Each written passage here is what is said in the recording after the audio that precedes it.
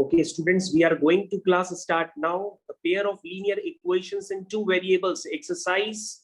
You can see the exercise is 3.4 in your screen. The exercise 3.4 on your screen. The question number 2. Read the question number 2. This is the question number 2. The question number 2, you can see this. Form the pair of linear equation in following problems and find the solution by elimination method. तो बच्चों आपके सामने question एकदम clear है. इस question को हम लोग स्टार्ट करने बच्चों. द नेक्स्ट क्वेश्चन नंबर 2 आपकी स्क्रीन पे ये रहा. If we add 1 to the numerator and subtract 1 from the denominator, a fraction reduces to half. तो बच्चों आप क्वेश्चन ध्यान से पढ़िए और यहां पर फ्रैक्शन में न्यूमरेटर और डिनोमिनेटर को पहले से कुछ लेट कर लीजिए. तो बच्चों कैसे लेट करेंगे? लेट करना स्टार्ट करिए. Let the numerator of fraction be x. तो बच्चों एक्स क्या है? उसका न्यूमरेटर है. And denominator of fraction be y. तो बच्चों ध्यान से देखिए, अगर फ्रैक्शन का न्यूमरेटर x है, फ्रैक्शन का डिनोमिनेटर y है, तो फ्रैक्शन क्या बन जाएगा? Fraction becomes x upon y. Fraction becomes x upon y. तो बच्चों ये बात आपको समझने की कोशिश करनी होगी क्या लिखा है मैंने. अब बच्चों यहां पर अकॉर्डिंग टू क्वेश्चन आप क्या लिखेंगे? If we add 1 to the numerator. So Roman, you can see 1 add to the numerator and subtract 1 from the denominator. Subtract 1 from the denominator. You will get the fraction become to 1. You will get the fraction become to 1. This is the first equation. And you can see the fraction become half. But if we add only 1 to the denominator, if we add, you can see it becomes half. The fraction become half if we add only 1 to the denominator, and denominator is y. Only adding 1 to the denominator and numerator remains unchanged. So the second equation becomes, when you add 1 to the denominator, the fraction becomes half. So 2 equations.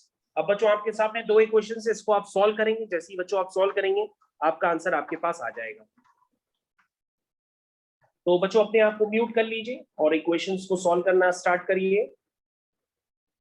तो बच्चों उसको हमने cross multiply कर लिया और ये हो गया x minus y equal to -1 that means x minus y is equal to -2. तो बच्चों ये आपके सामने एक इक्वेशन बनके तैयार हो गई है. ध्यान से देखिएगा. और दूसरी इक्वेशन फिर से बनाते हैं.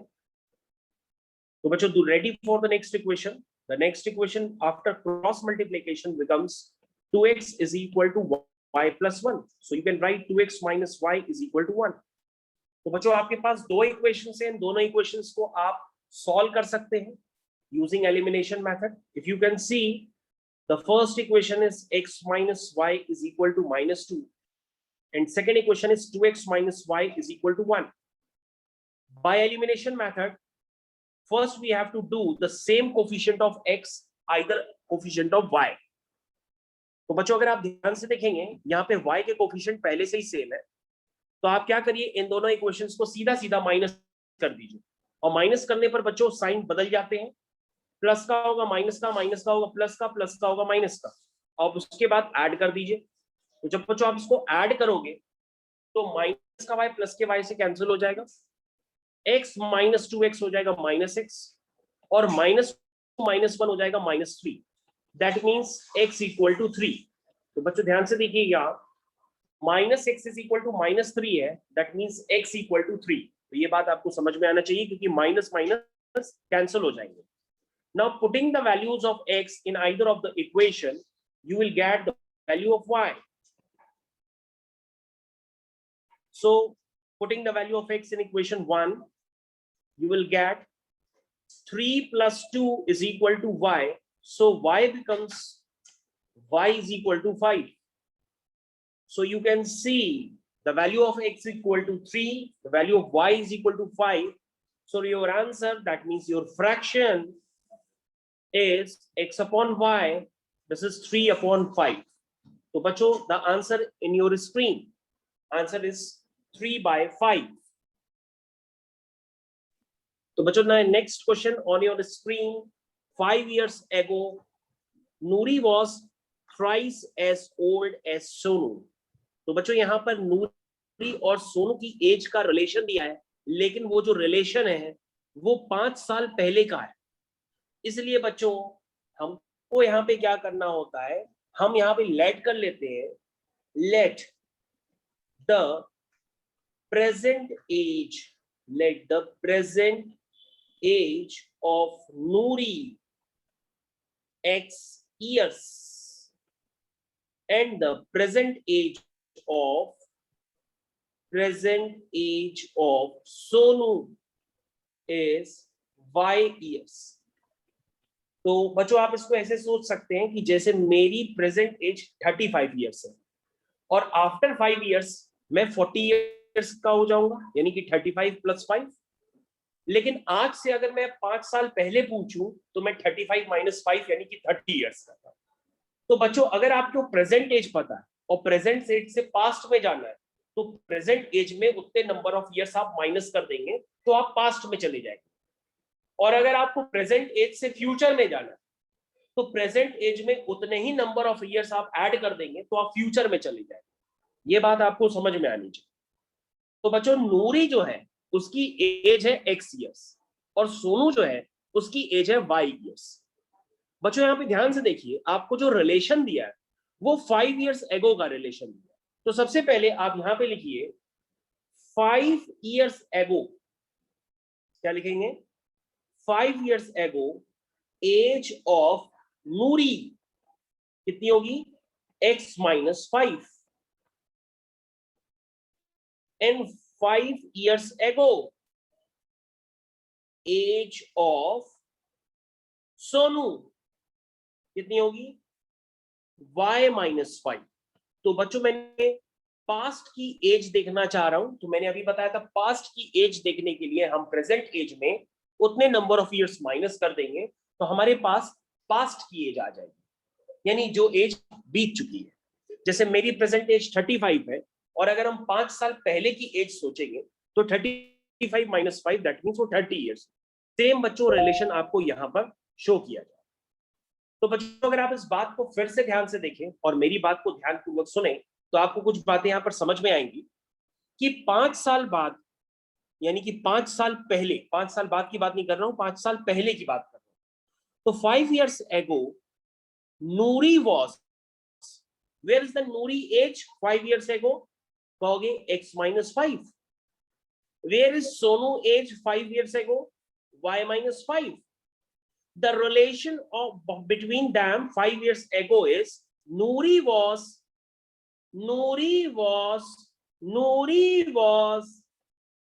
thrice का मतलब 3 times, twice का मतलब 2 times। ये लिखा है नूरी की एज 5 साल पहले सोनू की एज की 3 गुनी थी। तो 5 साल पहले नूरी की एज x - 5, सोनू की एज y - 5। तो नूरी की age is equal to 3 times Sonu की एज। तो बच्चों ये आपको इक्वेशन क्लियर होनी चाहिए। अब आप क्या करिए, इस इक्वेशन को सिंप्लीफाई कर लीजिए। तो बच्चों जैसे सिंप्लीफाई करेंगे तो ये आ जाएगा x - 5 is equal to 3y - 15। That means x - 3y - 5 + 15 equal to 0। That means बच्चों आपकी इक्वेशन बन गई x - 3y 15 - 5 that is 10 equal to 0. This is equation 1. This is equation 1. Now you can see 10 years later. बच्चों यहाँ पर ध्यान से देखिएगा, आपके पास गिवन है यहाँ पे रिलेशन 10 years later। तो रोमन आप बता सकते हैं कि 10 साल बाद नूरी की एज क्या होगी और सोनू की एज क्या होगी। तो रोमन कहेगा सर नूरी की प्रेजेंट एज x है तो 10 साल बाद उसकी एज होगी x + 10 और जो सोनू की होगी वो होगी प्रेजेंट एज में 10 साल ऐड कर दो यानी कि y + 10। तो बच्चों ये बात आपको समझ में आनी चाहिए कि 10 साल बाद भी अगर हम जाएंगे तो प्रेजेंट एज में ही जाएंगे। तो प्रेजेंट एज से 10 साल बाद कितनी होगी? x plus 10, y plus 10, age of Noori and Sonu. तो बच्चों आपको ये बात बिल्कुल समझ में आ जानी चाहिए, बिल्कुल समझ में आ जानी चाहिए। ये बात आपको क्या समझ में आती है? बिल्कुल समझ में आ रही होगी 10 इयर्स लेटर का रिलेशन। तो बच्चों यहां पर ध्यान से देखिए क्या गिवन है, लिखा है 10 years later Noori will be thrice. क्या लिखा है? नूरी विल बी थ्राइस। देखिए लिखा है 10 इयर्स लेटर, यानी 10 साल बाद जो दोनों की एज है वो x प्लस 10 और y प्लस 10 है। तो 10 साल बाद नूरी की एज जो होगी वो किसके इक्वल है? Equal to thrice of Sonu age. So it is clear for all of you. Now it is be clear. Now you can simplify this equation. This is x plus 10 is equal to 3y plus 3 10 to 30. So x minus 3y is equal to 30 minus 10. That is 20. That is second equation. तो बच्चों आपके पास दो equations आ गई हैं। अगर आप इन equations को elimination method से यूज करके सॉल्व करेंगे तो आपके पास x और y आ जाएंगे जो कि रिप्रेजेंट करेंगे नूरी की एज x को और सोनू की एज y को। तो बच्चों उसको आप सॉल्व कर लीजिए, दो इक्वेशन है। और अगर आपको सॉल्व करना नहीं आता है तो उसका देखिए मेथड में आपको कुछ बातें बता रहा हूं। सबसे पहले बच्चों इस क्वेश्चन में देखिए साफ सुथरा लिखा हुआ है कि ये सॉल्व तभी हो सकती है, यानी इनका यूनिक सॉल्यूशन तभी निकलेगा जब ये एग्जिस्ट करेंगे। तो बच्चों अगर आप ध्यान से देखिए तो ये इक्वेशन सॉल्व नहीं हो सकती, क्योंकि अगर आप पहली इक्वेशन देखें तो उसमें a1 की वैल्यू 1 है, b1 की वैल्यू -3 है और c1 की वैल्यू है 10। और बच्चों अगर हम दूसरी इक्वेशन को स्टैंडर्ड फॉर्म में लिखेंगे यानी ax plus b y plus c equal to 0, तो इक्वेशन ऐसे नजर आएगी। तो बच्चों उसमें a2 जो है वो 1 है और b2 जो है वो -3 है। ध्यान से देखिए सभी बच्चे, a2 1 है और जो b2 है वो -3 है और जो c2 है वो -20। तो बच्चों यहां पर ध्यान से देखिए a2 1 है, b2 -3 है और c2 -20 है। अब आपको करना क्या होगा बच्चों? अब अगर आप ध्यान से देखें तो यहां पर आपको एक रिलेशन समझ में आ रहा होगा कि a1 अपॉन a2 जो है, ध्यान से देखिए आपको एक रिलेशन नजर आएगा। अभी क्या कोई रिलेशन नजर आया? a1 अपॉन a2 का जो रेशियो है, ध्यान से देखिए a1 अपॉन a2 का जो रेशियो है, ध्यान से देखिए a1 अपॉन a2 का जो रेशियो है, ध्यान से देखिए a1 अपॉन a2 का रेशियो क्या आ रहा है? क्या आ रहा है? 1/1। b1 अपॉन b2 का रेशियो देखिए बच्चों क्या आ रहा है? -3/-3, दैट मीन्स 1/1। और बच्चों c1 अपॉन c2 का रिलेशन क्या आ रहा है? वो आ रहा है 10 अपॉन -20। तो बच्चों आपको समझ में आ गया होगा यहाँ पे कि a1 upon a2 is equal to b1 upon b2 is not equal to c1 upon c2। ऐसे केस में बच्चों मैंने आपको चिल्ला चिल्ला के बताया है कि कभी भी आपको कंडीशन मिल जाए a1 upon a2 is equal to b1 upon b2 is not equal to c1 upon c2, तो इसको हम लोग क्या कहते हैं बच्चों? इसको हम लोग कहते हैं नो सॉल्यूशन। इसका मतलब बच्चों ये जो सेकंड क्वेश्चन है इसमें इक्वेशंस तो बन जाएंगी लेकिन इनका सॉल्यूशन नहीं निकल सकता, क्योंकि ये नो सॉल्यूशन का केस है। सॉल्यूशन तभी निकल सकता था जब a1 upon a2 not equal to b1 upon b2 था, तभी वहां पे यूनिक सॉल्यूशन निकल करके आता। तो बच्चों next question on your screen, the question number 3, the sum of the digits of a 2 digit number. तो बच्चों जैसा कि मैंने आपको डिस्कस किया था, आपको यहाँ पे लिखना पड़ता है कि अगर कोई नंबर आप xy लेट कर रहे हैं तो आपको बताना पड़ता है उसकी यूनिट डिजिट क्या है। दिस इज y उसकी यूनिट डिजिट है और 10th डिजिट क्या है?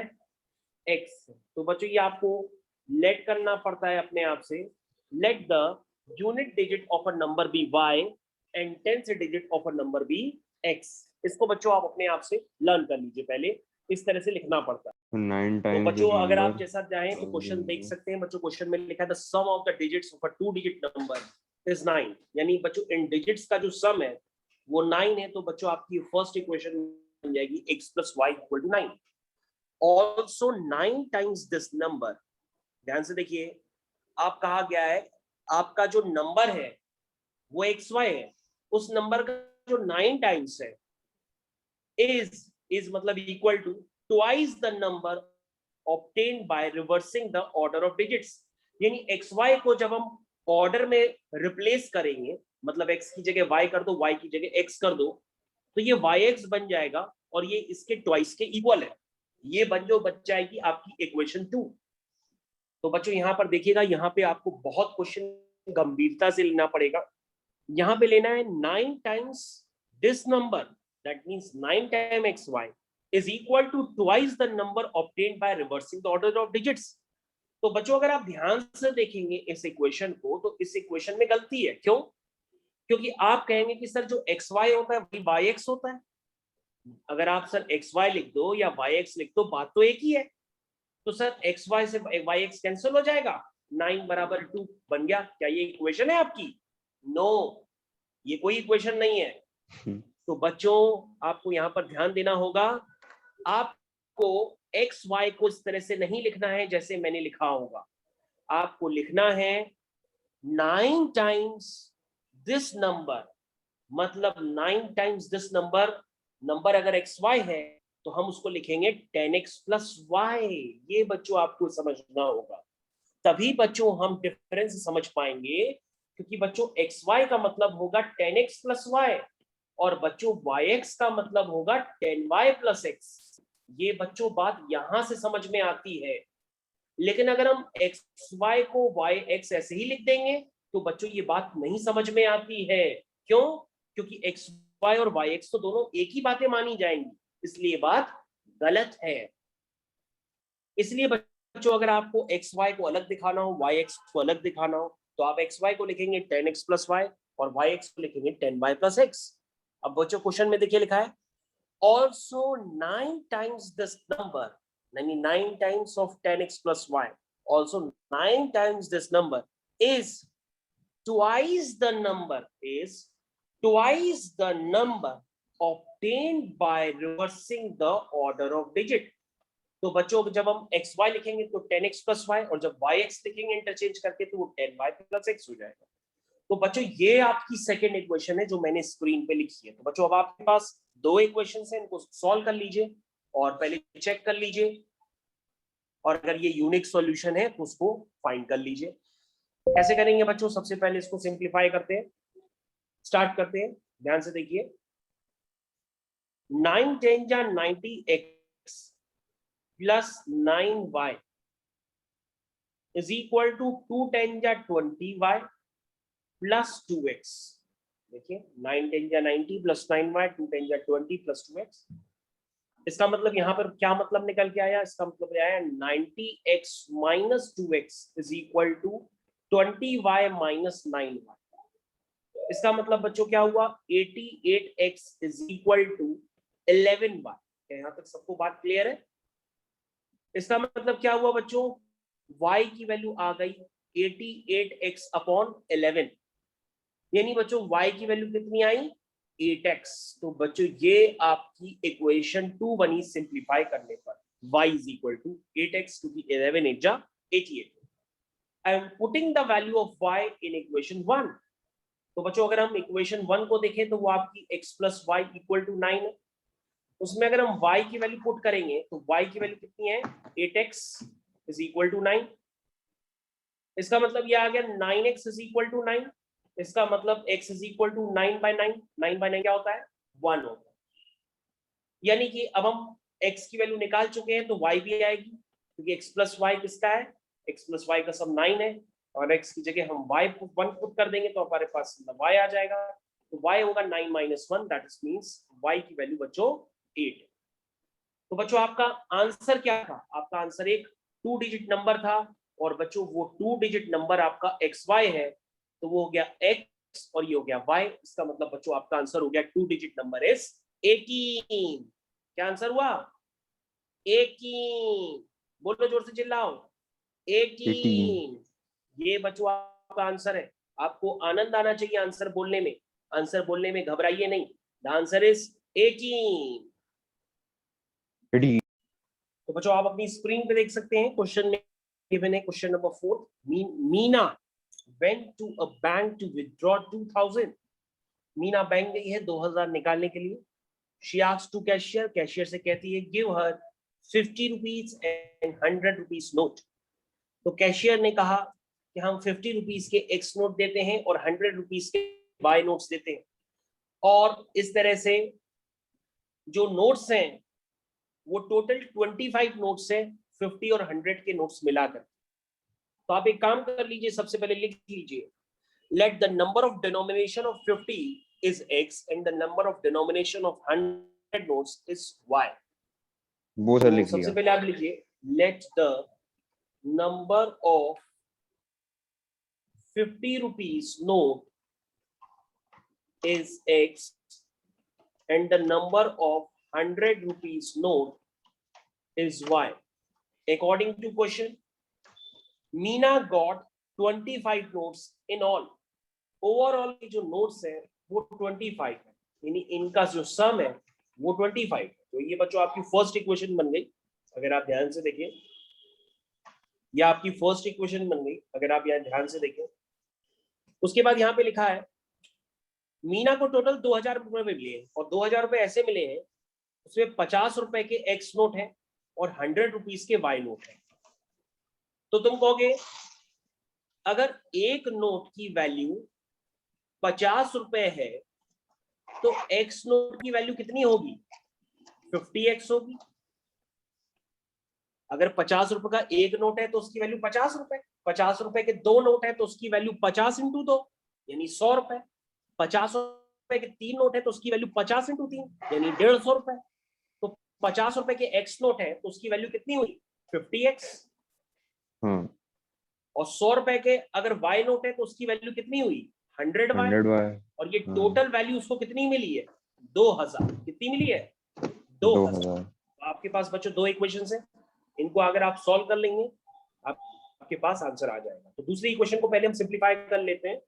तो दूसरी इक्वेशन को सिंप्लीफाई करने के लिए पहले हम क्या करेंगे, उसको 50 से डिवाइड कर देते हैं। ये x हो जाएगा, 52 जा 100 हो जाएगा। और बच्चों जब 2000 को आप 50 से डिवाइड करेंगे तो वैल्यू कितनी आएगी? 0 से 0 कैंसिल, 5 1 जा 5, 5 4 जा 20, 0। ये वैल्यू निकल के आएगी 40। तो बच्चों आपको पहली और तीसरी इक्वेशन ये स्क्रीन पे नजर आ रही होगी, इसको आपको सिंप्लीफाई करना है। तो सिंप्लीफाई करने के लिए आप कुछ नहीं, आप यूज करिए अपना मन पसंदीदा मेथड जिसको आप कहते हैं एलिमिनेशन मेथड। क्योंकि यहाँ पे साफ साफ दिख रहा है कि 1/1 इज इक्वल टू 1/2 नहीं होता, मतलब 1/1 इज नॉट इक्वल टू 1/2 होता है। इसका मतलब यहाँ पे यूनिक सॉल्यूशन होगा क्योंकि a1/a2 जो है वो 1 है और b1/b2 है 1/2, ये दोनों इक्वल नहीं है। यानी कि a1/a2 is not equal to b1/b2। तो इसका मतलब इनका यूनिक सॉल्यूशन एग्जिस्ट करेगा। तो बच्चों हम दोनों इक्वेशंस को माइनस कर देते हैं। जब माइनस करेंगे तो साइन चेंज हो जाएंगे, प्लस का माइनस, प्लस का माइनस, प्लस का माइनस। उसके बाद हम दोनों को माइनस करते हैं तो साइन चेंज हो गए। तो बच्चों आप देख सकते हैं प्लस का x माइनस के x से कैंसिल हो गया और y माइनस 2y क्या हो गया? माइनस y हो गया। और 25 माइनस 40 कितना हुआ? माइनस 15। तो बच्चों y की वैल्यू आ गई 50। y के उसमें 15 नोट दिए, यानी उसको बच्चों जो 100 रुपए के नोट है वो मिले हैं 15 नोट 100 रुपए के मिले। और उसके बाद बच्चों टोटल डिनोमिनेशन आपकी 25 है। अगर y आपके 15 नोट है तो इसका मतलब x के नोट होंगे आपको 25 माइनस 15, दैट मींस x यानी कि 50 रुपए के नोट उसके 10 होंगे। तो बच्चों आपका आंसर निकल आया 50 rupees note and 100 rupees note. Question is finish. तो बच्चों ये आपका आंसर।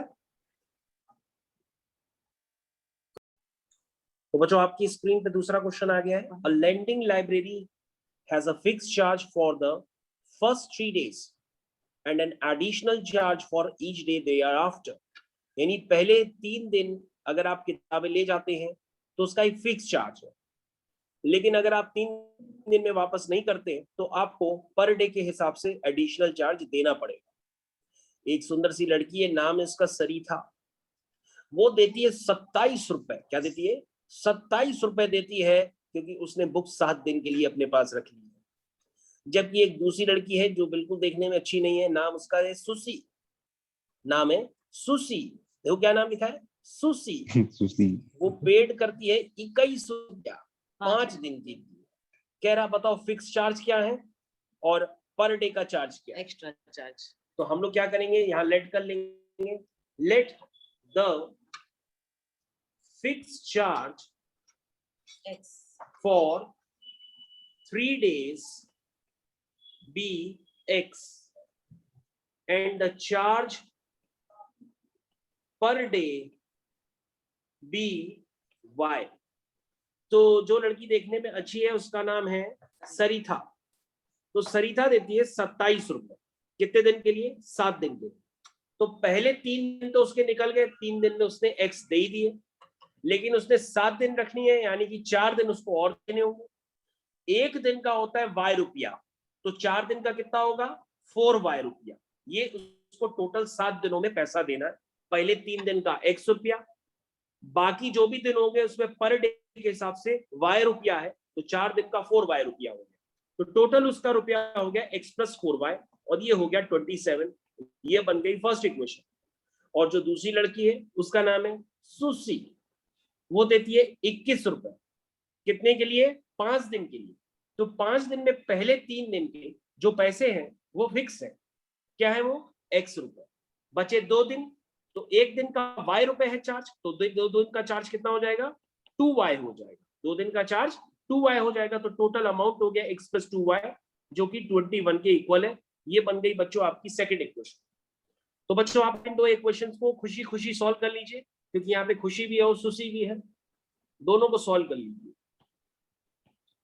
जैसे ही आप सॉल्व करेंगे तो आपको आंसर मिल जाएगा। तो सॉल्व करने के लिए बच्चों क्लियर कट यहाँ पे नजर आ रहा कि A1/A2 जो है वो 1/1 है, यानी कि 1, और B1/B2 जो है 4/2 है, यानी कि 2। तो A1/A2 is not equal to B1/B2। इसका मतलब यहाँ पे जो सॉल्यूशन होगा वो यूनिक सॉल्यूशन होगा जिसको आप फाइंड कर सकते हैं।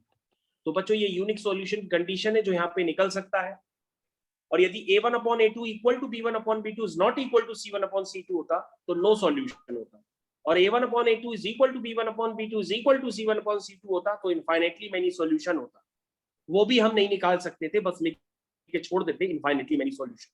आप सिर्फ निकाल सकते हैं कौन सा सॉल्यूशन? यूनिक सॉल्यूशन, यानी कि A1/A2 is not equal to B1/B2। अब बच्चों आप क्या करिए, इन दोनों इक्वेशंस को आपस में माइनस कर दीजिए, और माइनस करते ही यहाँ पर x से x कैंसिल हो जाएगा, और बच्चों 2y 4y, यानी यहाँ पे 2y बचेगा। 27 - 21 6 बचेगा, तो y की वैल्यू बच्चों यहाँ से 3 आ गई। y की वैल्यू बच्चों किसी भी एक इक्वेशन में पुट कर देंगे। आप किसी भी एक इक्वेशन में y की वैल्यू पुट कर दीजिए, आपका x आ जाएगा। और बच्चों आप देख सकते हैं आपका x आ गया है 27 - 12, यानी 7 में से 2 गए 5 और 2 में से 1 गया 1, यानी x की वैल्यू बच्चों आ गई 15। तो बच्चों x की वैल्यू 15 है एंड y की वैल्यू 3 है।